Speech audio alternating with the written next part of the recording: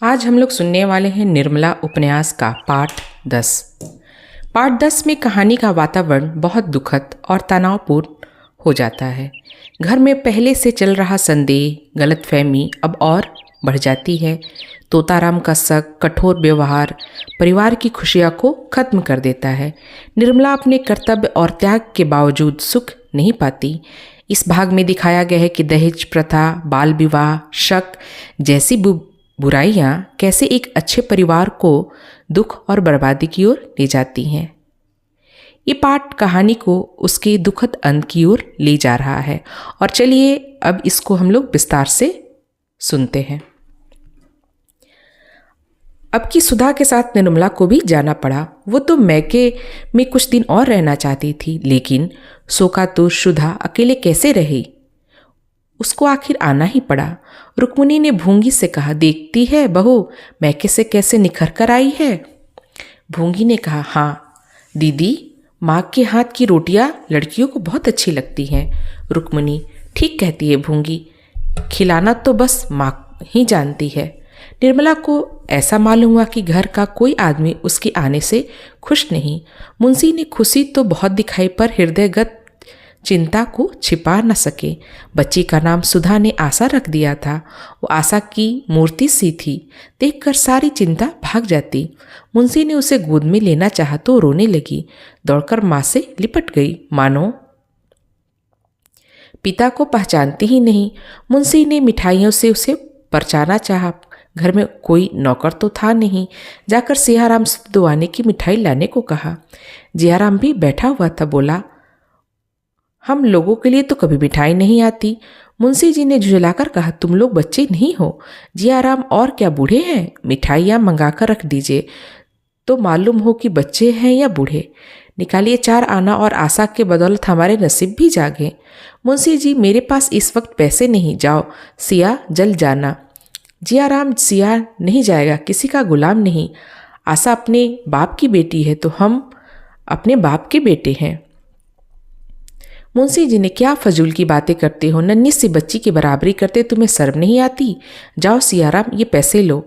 जियाराम, मत जाना सिया, तुम किसी के नौकर नहीं। सिया बड़ी दुविधा में पड़ गया, किसका कहा माने। अंत में उसने जियाराम का कहना मानने का निश्चय किया।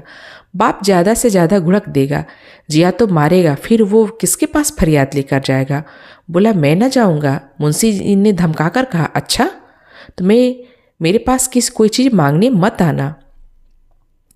मुंशी जी खुद बाजार चले गए और 1 रुपये की मिठाई लेकर लौटे। 2 आने की मिठाई मांगते हुए भी शर्म आती। हलवाई उन्हें पहचानता था, दिल में क्या कहेंगे। मिठाई लेकर हर हुए मुंशी घर चले आए। सियाराम ने मिठाई का बड़ा सा दोना देखा तो बाप का कहना न मानने का उसे दुख हुआ। अब वो किस मुंह से मिठाई लेने का आनंद उठाए, बड़ी भूल हुई। वो मन ही मन जियाराम को चोटों की चोट और मिठाई की मिठास में तुलना करने लगा। सहसा भूंगी ने 2 तस्तरी दोनों के सामने लाकर रख दी। जियाराम ने बिगड़कर कहा, इसे उठा ले जा। भूंगी, काहे को बिगड़ता हो बाबू, क्या मिठाई अच्छी नहीं लगती। जियाराम, मिठाई आशा के लिए आई थी, हमारे लिए नहीं। ले जा, नहीं तो सड़क पर फेंक दूंगा। हम तो पैसे पैसे के लिए रटते रहते हैं और यहाँ मिठाई आती है। भूंगी, तुम ले लो सिया बाबू, यह ना लेंगे न सही। सियाराम ने डरते डरते हाथ बढ़ाया था कि जियाराम ने डांट कर कहा, मत छूना, नहीं तो हाथ तोड़ दूंगा, लालची कहीं का। सियाराम ये घुड़की सुनकर सहम उठा, मिठाई खाने की हिम्मत न पड़ी। निर्मला ने ये कथा सुनी तो दोनों लड़कों को सामने मनाने चली। मुंशी ने कड़ी कसम रखी थी, निर्मला आप समझते नहीं, ये सारा गुस्सा मुझ पर है। मुंशी जी, गुस्ताख तो हो गया है, इस ख्याल से कोई सख्ती नहीं करता। लोग कहेंगे बिना माँ के बच्चे को सताते हैं, नहीं तो सारी शरारत घड़ी भर में निकाल देता। निर्मला, इसी बदनामी का तो डर है मुंशी, अब ना डरूंगा, जिसके जी में आए वो कहे। निर्मला, पहले तो ऐसे ना थे। मुंशी, अजी कहता है कि आपके लड़के मौजूद थे, आपने शादी क्यों की। ये कहते भी इसे संकोच नहीं आता कि आप लोग ने मनसा को विष दे दिया, लड़का नहीं है, शत्रु है। जियाराम द्वार पर छिपकर खड़ा था। स्त्री पुरुष में मिठाई के विषय में क्या बातें होती है, ये सुनने वो आया था। मुंशी जी का अंतिम वाक्य सुनकर उसने ना रहा गया। बाल उठा, शत्रु ना होता तो आप उसके पीछे क्यों पड़ते। आप तो इस वक्त कर रहे हैं वो मैं बहुत पहले से समझ बैठा हूँ। भैया ना समझे थे, धोखा खा रहे थे। हमारे साथ आपकी दाल न गलेगी। सारा जमाना कह रहा था कि भाई साहब को जहर दिया गया। मैं कहता हूँ तो आपको क्यों गुस्सा आता है?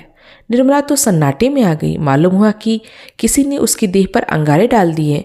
मुंशी जी ने डांटकर जियाराम को चुप कराना चाहा। जियाराम निशंक खड़ा ईंट का जवाब पत्थर से देता रहा। यहाँ तक कि निर्मला को भी उस पर क्रोध आ गया। ये कल का छोकरा किसी कामना न काज का यूँ खड़ा टरा रहा है जैसे घर भर का पालन पोषण यही करता हो। त्योरिया चढ़ाकर वो बोली, बस अब बहुत हुआ जियाराम, मालूम हो गया तुम बड़े लायक हो, बाहर जाकर बैठो। मुंशी जी अब तक तो कुछ दबदब कर बोलते रहे। निर्मला की सह पाई तो दिल बढ़ गया।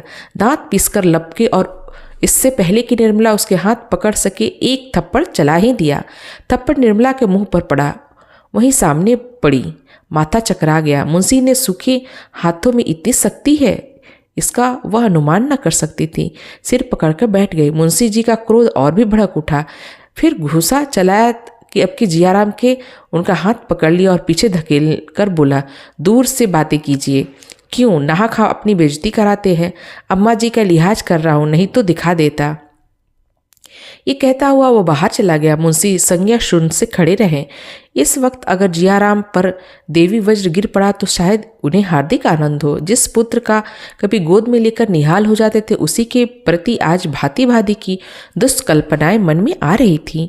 रुक्मिणी अब तक तो अपनी कोठरी में थी, अब आकर बोली, बेटा अपने बराबर का हो जाए तो उस पर हाथ नहीं छोड़ते।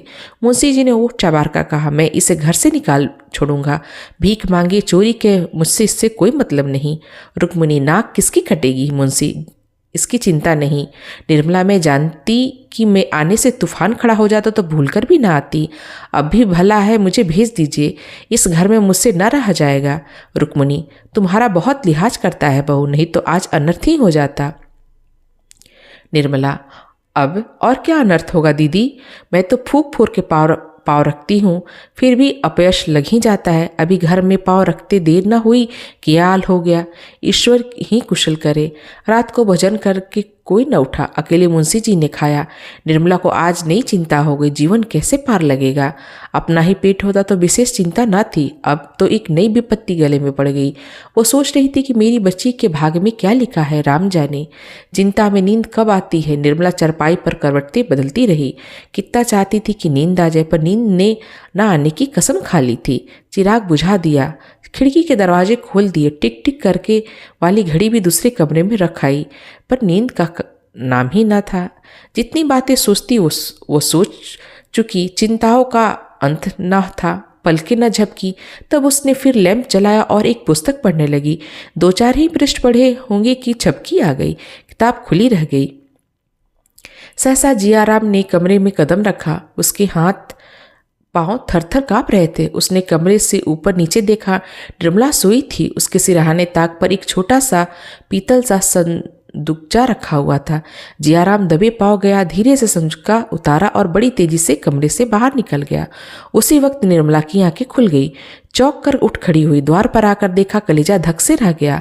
क्या ये जियाराम है? मेरे कमरे में क्या करने आया था? कहीं मुझे धोखा तो नहीं हुआ? शायद दीदी के कमरे से आया हो।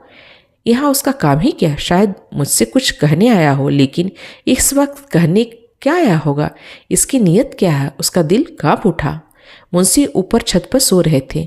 मुंडीर ना होने के कारण निर्मला ऊपर न सो सकी। उसने सोचा चलकर उन्हें जगाऊं, पर जाने की हिम्मत न पड़ी। सक्की आदमी है, न जाने क्या समझ बैठे और क्या करने को तैयार हो जाए। आकर फिर पुस्तक पढ़ने लगी। सवेरे पूछने पर मालूम हो जाएगा, कौन जाने मुझे धोखा ही हुआ हो। नींद में कभी कभी धोखा हो जाता है, लेकिन सवेरे पूछने का निश्चय कर भी उसे नींद नहीं आई। सवेरे वो जलपान लेकर स्वयं जियाराम के पास गई तो वो उसे देखकर चौंक पड़ी। रोज तो भूंगी आती थी, आज यह क्यों आई? निर्मला की ओर ताकते ही उसकी हिम्मत न पड़ी। निर्मला ने उसकी ओर विश्वासपूर्ण नेत्रों से देखकर पूछा, रात को तुम मेरे कमरे में गए थे? जियाराम ने विस्मय दिखाकर कहा, भला मैं रात को क्या करने जाता? क्या कोई गया था? निर्मला ने इस भाव से कहा मानो उसे उसकी बात का पूरी विश्वास हो गया। हाँ, मुझे ऐसा मालूम हुआ कि कोई मेरे कमरे से निकला। मैंने उसका मुंह तो ना देखा, पर उसकी पीठ देखकर अनुमान किया कि शायद तुम ही किसी काम से आए थे। इसका पता कैसे चले कौन है? कोई जरूर था, जरूर, उसको कोई संदेह नहीं। जियाराम अपने को निरपराध सिद्ध करने की चेष्टा कर कहने लगा, मैं तो रात को थिएटर देखने चला गया था। वहां से लौटा तो एक मित्र के घर लेट रहा। थोड़ी देर हुई लौटा हूँ।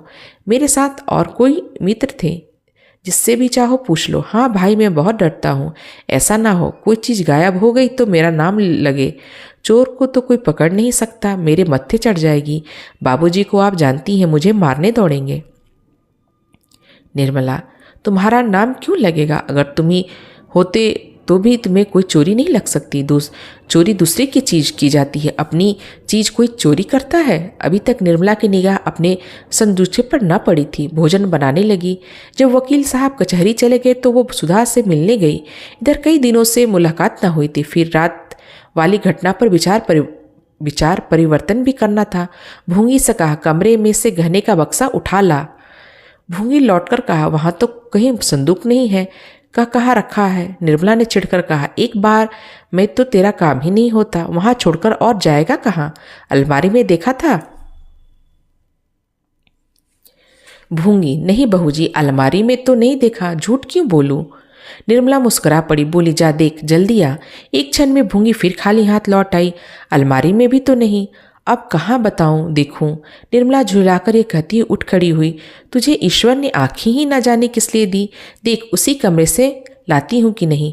भूंगी भी पीछे पीछे कमरे गई। निर्मला ने ताक पर निहार डाली, अलमारी खोलकर देखी, चरपाई के नीचे झाँक कर देखा, फिर कपड़ों का संदूक खोल कर देखा। बक्स का कहीं भी पता नहीं।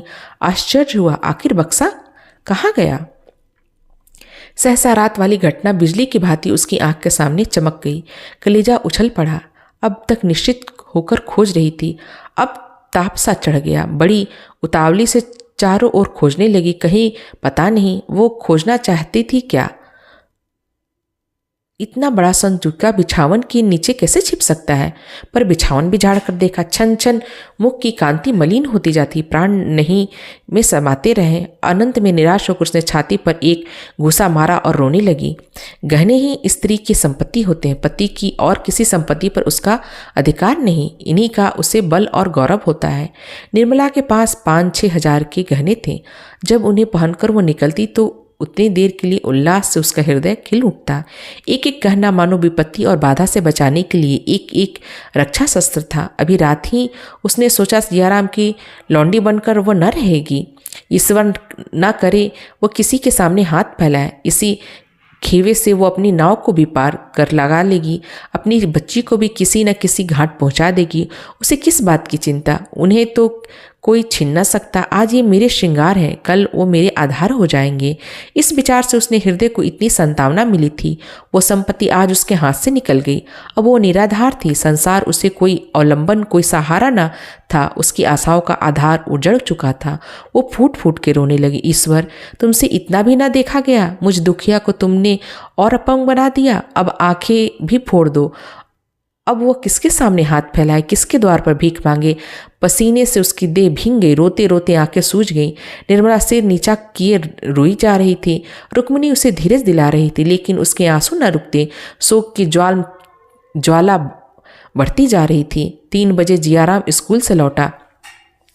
निर्मला उसके आने की खबर पाकर विक्षिप्त की भांति उठी और उसके कमरे के द्वार पर आकर बोली, भैया, दिल्ली की हो तो दे दो। दुखिया को सताकर क्या पाओगे? जियाराम एक क्षण के लिए कातर उठा। चोर कला में उसका ये पहला ही प्रयास था। ये कठोरता जिससे हिंसा में मनोरंजन होता, अभी तक उसे प्राप्त न हुई थी। यदि उसके पास संदूक होता और फिर इसका मौका मिलता कि उसे ताक पर रखावे, तो कदाचित वह उसे मौके न छोड़ता। लेकिन संदूक उसके हाथ से निकल चुका था। यारों ने उसके सराफे में पहुंचा दिया और औने पौने बेच भी डाला। चोरों की झूठ के सिवा और कौन रक्षा कर सकता है? बोला, भला अम्मा जी, मैं आपसे ऐसी दिल लगी करूँगा? आप अभी तक मुझ पर शक कर रही हैं। मैं कह चुका हूँ कि रात को घर पर ना था, लेकिन आपको यकीन ही नहीं। बड़े दुख की बात है कि मुझे आप अपना नीच समझती हैं। निर्मला ने आंसू पोंछते हुए कहा, मैं तुम्हारे पर शक नहीं करती भैया, तुम्हें चोरी नहीं लगाती, मैंने शायद दिल लगी की हो। जियाराम पर वो चोरी का संदेह कैसे कर सकती थी? दुनिया यही तो कहेगी कि लड़की की माँ मर गई तो उस पर चोरी का इल्जाम लगाया जा रहा है। मेरे मुंह में ही तो कालिख लगेगी। जियाराम ने आश्वासन देते हुए कहा, चलिए मैं देखूं आखिर ले कौन गया, चोर आया किससे रास्ते से। भूंगी, भैया तुम चोरों के आने को कहते हो? चूहे के बिल से तो निकल ही आते हैं, यहाँ तो चारों ओर ही खिड़कियां हैं।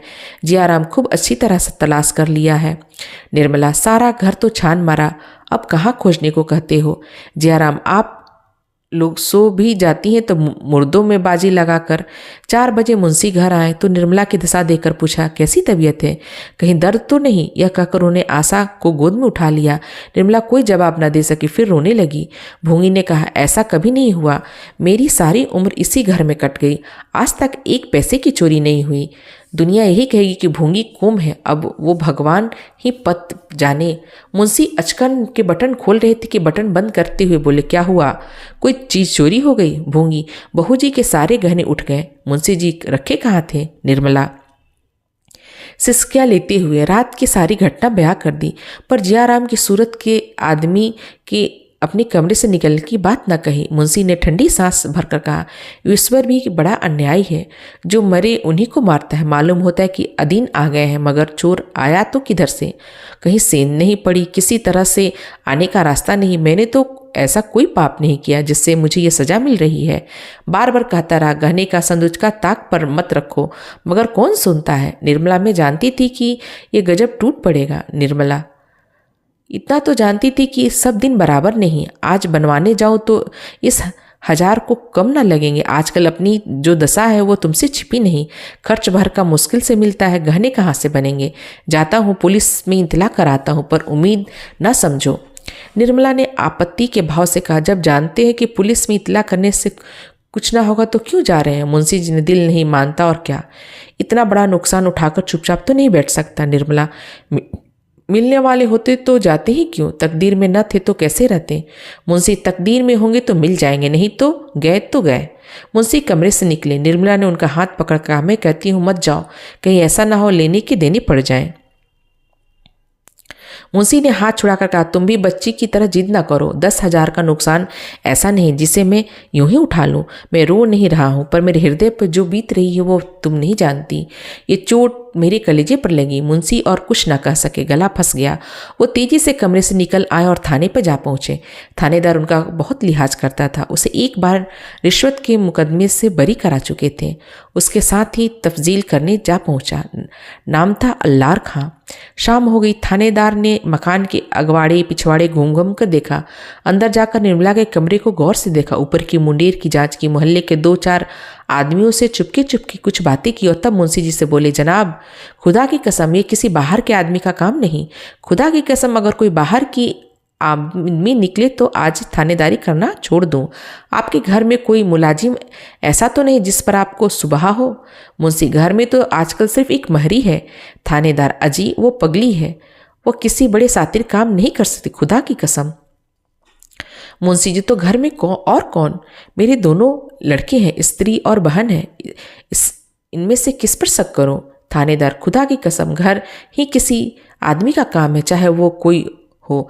इंशा अल्लाह 2-4 दिन में आपको खबर दूंगा। ये तो नहीं कह सकता कि माल भी सब मिल जाए, पर खुदा की कसम चोर जरूर पकड़ दिखाऊंगा। थानेदार चला गया तो मुंशी जी ने आकर निर्मला से उससे बातें कही। निर्मला सहम उठी। आप थानेदार से कह दीजिए तफसील ना करें, आपके पैरे पड़ती हूँ। मुंशी, आखिर क्यों? निर्मला, अब क्यों बताऊं? वो कह रहा है कि घर ही किसी के काम है। मुंशी जी, उसे बकने दो। जियाराम अपने कमरे में बैठा हुआ भगवान को याद कर रहा था। उस मुंह पर हवाइयाँ उड़ रही थी। सुन चुका कि पुलिस वाले चेहरे से भापे जाते हैं। बाहर निकलने की हिम्मत न पड़ती। दोनों आदमियों में बातें कर रही होगी, यह जानने के लिए छटपटा रहा था। ज्यों ही थानेदार चला गया और भूंगी किसी काम से बाहर निकली, जियाराम ने पूछा, थानेदार क्या कह रहा था? भूंगी के पास आकर कहा, दाढ़ेदार कहता है घर ही क्या किसी आदमी का काम है, बाहर से कोई नहीं। जियाराम, बाबू जी ने कुछ नहीं कहा? भूंगी, कुछ तो नहीं कहा, खड़े हूँ करते रहे। घर में एक भूंगी ही गैर है और तो सब अपने ही। जियाराम, मैं भी तो गैर हूँ, तू ही क्यों? भूंगी, तुम गैर काहे हो भैया? जियाराम, बाबूजी ने थानेदार से कहा नहीं घर में किसी पर उनका सुभाव नहीं। भूंगी, कुछ तो नहीं, बेचारे थानेदार ने भले कहा, भूंगी तो पगली है, वो क्या चोरी करेगी, बाबूजी ने तो मुझे फंसा ही देते। जियाराम, तब तो तू निकल गई, अकेला मैं ही रह गया। तू ही बता, तूने मुझे उस दिन घर में देखा था? भूंगी, नहीं भैया, तुम तो थिएटर देखने गए थे। जियाराम, गवाही देगी ना? भूंगी, ये क्या कहते हो भैया, बहू जी तफजील बंद कर देंगी। जियाराम, सच? भूंगी, हाँ भैया, बार बार कहती हैं तफजील न कराओ, गहने गए जाने दो, पर बाबूजी मानते ही नहीं। 5-6 दिन तक जियाराम ने पेट भर भोजन नहीं किया, कभी 2 कभी 4 कौर खा लेता, कहीं कह देता भूख नहीं। उसके चेहरे का रंग उठ गया, रातें जागते कटी, प्रतिक्षण थानेदार की शंका बनी रहती। यदि वो जानता कि मामला इतना तूल खींचेगा तो कभी ऐसा काम न करता। उसने तो समझा था कि किसी चोर पर सुबह होगी, मेरी तरफ किसी का ध्यान भी न जाएगा, पर अब भंडा फूटता हुआ मालूम हुआ। अभागा थानेदार किस ढंग से छानबीन कर रहा था, जिसे जियाराम को बड़ी शंका हो रही थी। 7वें दिन संध्या समय घर लौटा तो बहुत चिंतित था। आज तक उसे बचने की कुछ न कुछ आशा थी। माल अभी तक कहीं बरामद न हुआ, पर आज उसे माल के बरामद होने की खबर मिल गई। इसी दम थानेदार कांस्टेबल को लिए आता होगा। बचने की कोई उपाय नहीं। थानेदार को रिश्वत देने से संभव है मुकदमे को दबा दें। रुपए हाथ में थे, पर क्या छिपी रहेगी? अभी माल बरामद नहीं हुआ, फिर भी सारे शहर में अफवाह थी कि बेटी ने ही माल उड़ाया। माल मिल जाने पर तो गली गली बात फैल जाएगी, फिर वह किसको मुंह दिखाएगा? मुंशी कचहरी से लौटे तो बहुत घबराए हुए थे। सिर थामकर चरपाई पे बैठ गए। निर्मल ने कहा, कपड़े क्यों नहीं उतारते? आज तो और दिनों से देर हो गई। मुंशी जी, क्या कपड़े उतारे? तुमने कुछ सुना? निर्मला, क्या बात है? मैंने तो कुछ नहीं सुना। मुंशी, माल बरामद हो गया, अब जिया का बचना मुश्किल है। निर्मला को आश्चर्य नहीं हुआ, उसके चेहरे से ऐसा जान पड़ा मानो उसे सब मालूम थी। बोली, मैं तो पहले ही कह रही थी कि थाने में इतला मत कीजिए। मुंशी जी, तुम्हें जिया पर शक था? निर्मला, शक क्यों नहीं था, मैंने उन्हें अपने कमरे से निकलते देखा था। मुंशी, फिर तुमने मुझसे क्यों नहीं कहा? निर्मला, ये बात मेरे कहने की न थी। आपके दिल में जरूर ख्याल आता कि यह ईर्ष्यावश आप छेप लगा रही है। कहिए, ये ख्याल होता या नहीं? झूठ ना बोलिए। मुंशी, संभव है, मैं इनकार नहीं कर सकता, फिर भी उसके दशा में तुमसे मुझसे कह देना चाहिए था। रिपोर्ट की नौबत ना आती। तुमने अपनी नेकनामी की तो फिक्र की, पर यह सोचा कि परिणाम क्या होगा। मैं अभी थाने में चला जाता हूँ, अलियार खां आता ही होगा। निर्मला ने हताशा होकर पूछा, फिर अब? मुंशी ने आकाश की ओर ताकते हुए कहा, फिर जैसी भगवान की इच्छा। 1000-2000 रुपये रिश्वत देने के लिए होते तो शायद मामले दब जाते, पर मेरी हालत तो तुम जानती ही हो। तकदीर खोटी और कुछ नहीं। पाप तो मैंने किया, दंड कौन भोगेगा? एक लड़का था, उसकी वह दशा हुई, दूसरे की यह दशा। नालायक था, गुस्ताख था, कामचोर था, पर था अपना ही लड़का। कभी न कभी चेत ही जाता। अब चोट अब न सहा जाएगा। निर्मला, अगर कुछ दे दिलाकर जान बच जाए तो मैं रुपए का प्रबंध कर दूं। मुंशी, कर सकती हो? कितने रुपए दे सकती हो? निर्मला, कितना दरकार होगा? मुंशी, 1000 से कम तो शायद बातचीत ना हो सके। मैंने एक मुकदमे में उसके 1000 लिए थे, वो कसकर आज निकालेगा। निर्मला, हो जाएगा, अभी थाने जाइए। मुंशी जी को थाने में बड़ी देर लगी। एकांत में बातचीत करने का बहुत देर से मौका मिला। अलियार खार पुराना घाघ था, बड़ी मुश्किल से अंटी पर चढ़ा। 500 रुपये लेकर भी आसान का बोझ सिर पर लाद दिया। काम हो गया। लौटकर निर्मला बोली, लो भाई, बाजी मार ली तुमने। रुपए तुमने दिए, पर काम मेरी जबान ही किया। बड़ी मुश्किलों से राजी हो गया। ये भी याद रहेगी, जियाराम भोजन कर चुका है। निर्मला, कहाँ? वो तो अभी घूमकर लौटे ही नहीं। मुंशी जी, 12 तो बज रहे होंगे। निर्मला, कई दफे जाकर देख आई, कमरे में अंधेरा पड़ा हुआ है। मुंशी, और सियाराम? निर्मला, वो तो खा पीकर सोए हैं। मुंशी, उससे पूछा नहीं जिया कहाँ है? निर्मला, वो तो कहते हैं मुझसे कुछ कहकर नहीं गए। मुंशी को कुछ शंका हुई। सियाराम को जगाकर पूछा, तुमसे जियाराम ने कुछ कहा? कब तक लौटेगा? कहाँ गया है? सियाराम ने सिर खुजलाते और आँख मलते हुए कहा, मुझसे कुछ नहीं कहा। मुंशी जी ने कपड़े सब पहन गए। सियाराम जी नहीं, कुर्ता और धोती। मुंशी जी जाते वक्त खुश था। सियाराम खुश तो नहीं मालूम होते थे। कई बार अंदर आने का इरादा किया पर देरी से लौट गए। कई मिनट तक साहिबान में खड़े रहे। चलने लगे तो आंखें पोंछ रहे थे। इधर कई दिन से अक्सर रोया करते थे।